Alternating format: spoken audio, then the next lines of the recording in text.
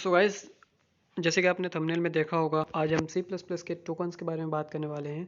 सो चलिए गाइस, जल्दी से फटाफट से वीडियो को स्टार्ट करते हैं। और सी प्लस प्लस में कितने टोकन्स होते हैं, क्या क्या होते हैं और कैसे कैसे वो यूज़ करते हैं, ये सब चीज़ की बात करते हैं, ठीक है। सो गाइस, आगे देखते हैं tokens in C plus plus. So guys, सबसे पहले हमें पता होना चाहिए कि टोकन्स क्या होते हैं। So the tokens, the smallest individual unit in program are known as tokens, ठीक है। आपको पता होगा, मैं एक एग्जांपल लेता हूँ एक बिल्डिंग का। बिल्डिंग क्या होती है?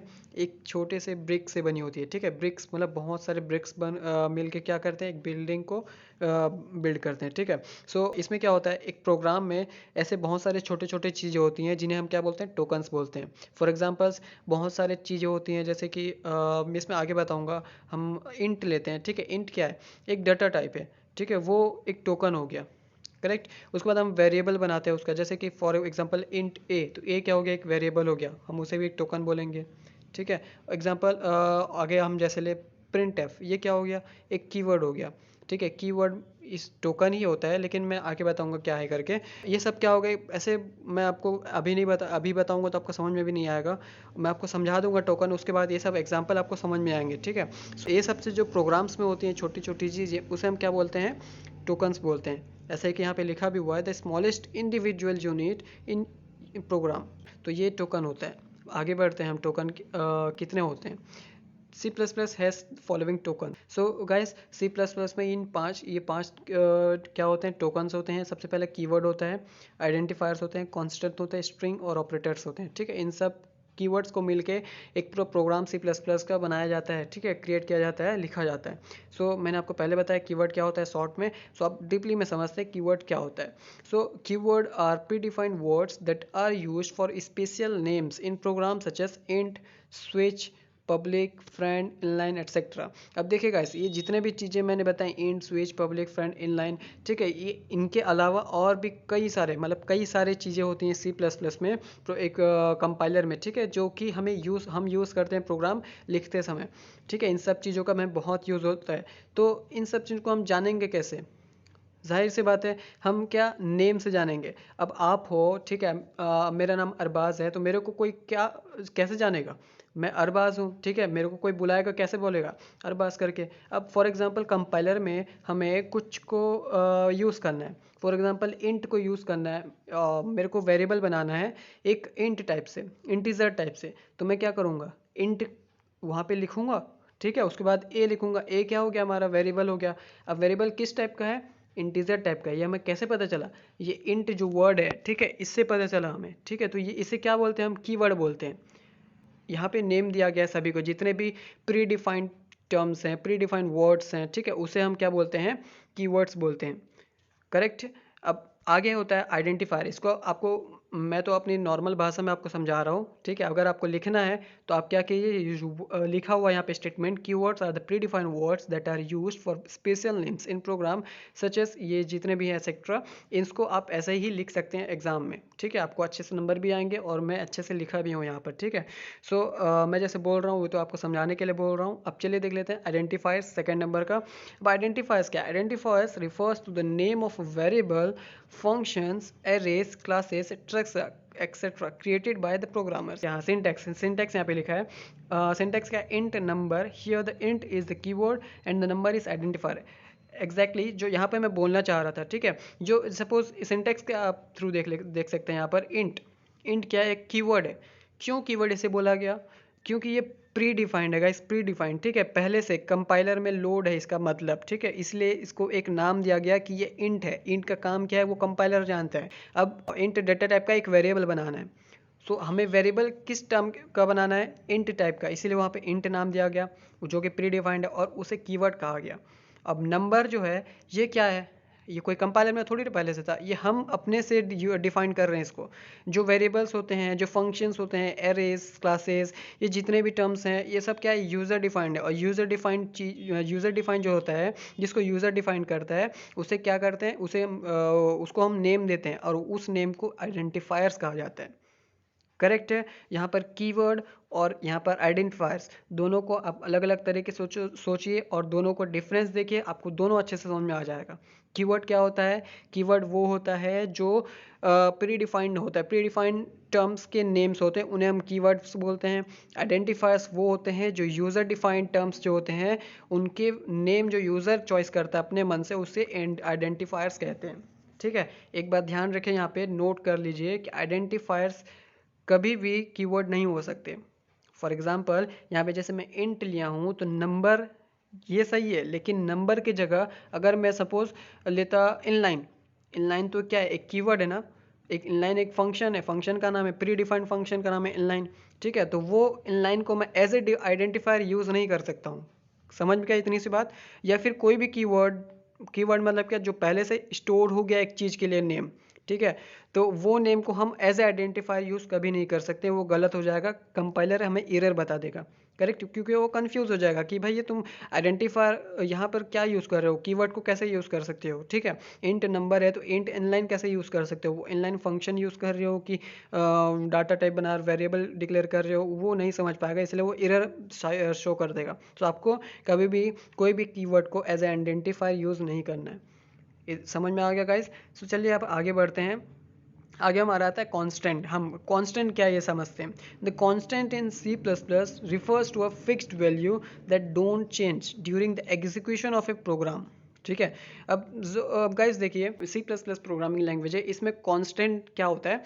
कांस्टेंट मतलब होता है एक फिक्स्ड वैल्यू, मतलब हम कोई वैल्यू को जैसे स्टार्टिंग में क्या बोलते हैं, प्रोग्राम स्टार्ट किए, उसके बाद हम क्या किए, कोई वैल्यू को जैसे A equal to 10, so A equal to 10 ही रहेगा वो, कभी कहीं भी हम चेंज कर लें वो बाय डिफ़ॉल्ट, जब हम उसे डिक्लेयर कर दिए हैं कि इक्वल टू 10 है, तो वो ना हटेगा ना कुछ करेगा ना कुछ इरेज होगा। समझ में आया गाइस? वो ए इक्वल टू 10 पूरे प्रोग्राम भर चलेगा, वो कभी भी चेंज नहीं हो सकता।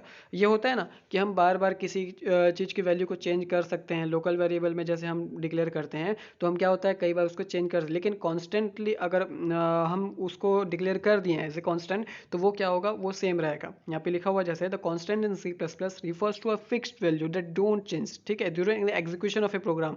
अब वो जब हम कॉन्स्टेंट उसको डिक्लेयर कर दिए हैं और उसका वैल्यू फिक्स हो गया है, तो वो एग्जीक्यूशन के दौरान वो चेंज नहीं होता। There are following types of constant in C plus. अब देखते हैं क्या कॉन्स्टेंट है यहाँ पर।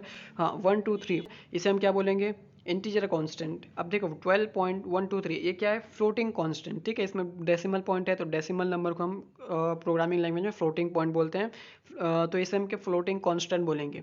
अब कैरेक्टर आ गया यहाँ पर ए, सो ए को हम कैरेक्टर कांस्टेंट बोलेंगे। सो ये जो आप देख सकते हैं यहाँ पर अलग अलग डाटा टाइप्स के यहाँ पे कांस्टेंट होते हैं। करेक्ट है, आगे देखते हैं स्ट्रिंग को। गाइस आपको मैं यहाँ पे बता दे रहा हूँ कि अगर कोई आपको टर्म समझ में नहीं आ रहा है, प्रॉब्लम हो रहा है, दिक्कत हो रहा है, तो गाइस आप थोड़ी सी भी टेंशन ना लीजिए, मुझे कमेंट करिए, मुझे बताइए कि ये समझ में नहीं आया, तो मैं वहाँ पे आपको क्लियर कर दूँगा। करेक्ट है। सो स्ट्रिंग का देख लेते हैं।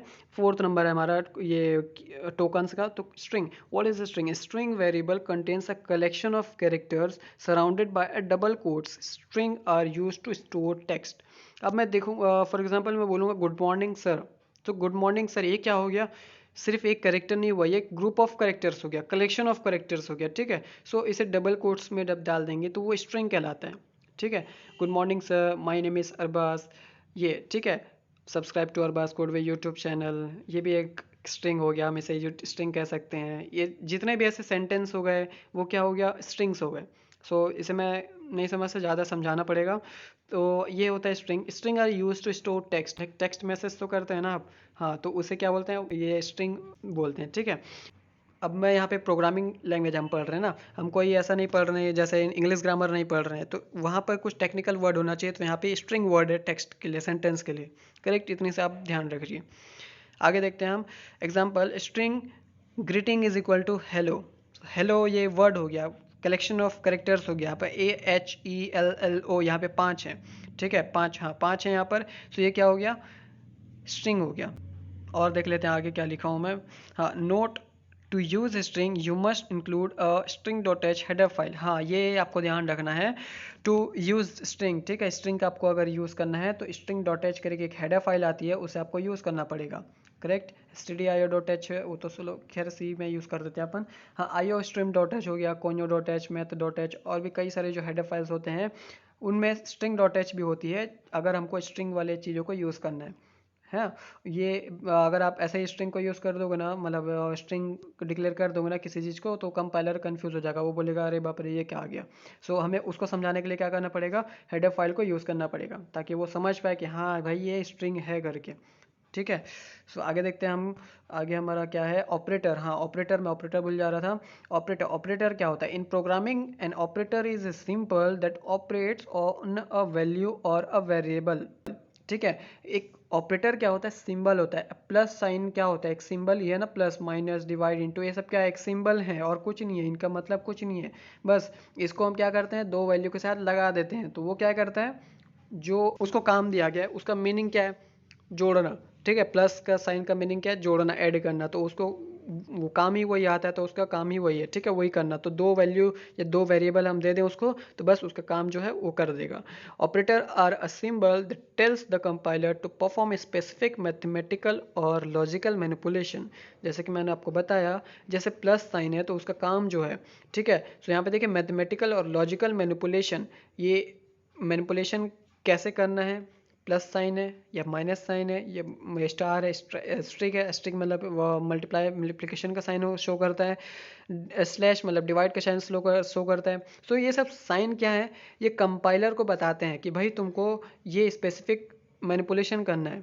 ठीक है। So there are many operators such as, यहाँ पे मैंने अलग से दिया भी है ब्रैकेट में, प्लस माइनस स्ट्रिक slash less than greater than equal to dot, ये सब जो है ऑपरेशन है। ठीक है। सो ये सब कंपाइलर को बताते हैं कि एक्चुअल में हमको क्या तुमको ऑपरेशन करना है, जो चीज़ दिया गया, दो दो वैल्यू दिया गया उनके बीच में। सो हाँ ये तो देखते हैं, you have reach the end. अच्छा सॉरी, मैं यू हम एंड पे पहुंच गए हैं। सो गाइस आज की क्लास यहीं पे ख़त्म होती है, और आज हमने जो जो सीखा मैं आपको यहाँ पे रिवाइज कर देता हूँ। हमने सीखा कि ये टोकन क्या होता है, स्मॉलेस्ट इंडिविजुअल यूनिट्स होती हैं। अब उसके बाद टोकन्स 5 टाइप के होते हैं। पहला कीवर्ड, दूसरा आइडेंटिफायर, तीसरा कांस्टेंट, चौथा क्या था, स्ट्रिंग, पांचवा ऑपरेटर। ठीक है, ये 5 टोकन्स होते हैं। आपको कोई भी पार्ट में अगर कन्फ्यूज़न हुई हो या समझ में ना आया हो तो मुझे कमेंट करके बताइएगा, मैं आपको वहाँ पे क्लियर कर देता हूँ। ठीक है। और अगर मेरे पढ़ाने के स्टाइल पे थोड़ा भी अच्छा ना लगे तो मैं इम्प्रूव करूँगा, मुझे कमेंट के सुझाव करिएगा। So thank you so much for watching this video. अगर आपको वीडियो पसंद आए तो प्लीज़ गाइस इस वीडियो को लाइक करिए और जितना हो सके शेयर करिए। So thank you so much for watching this video.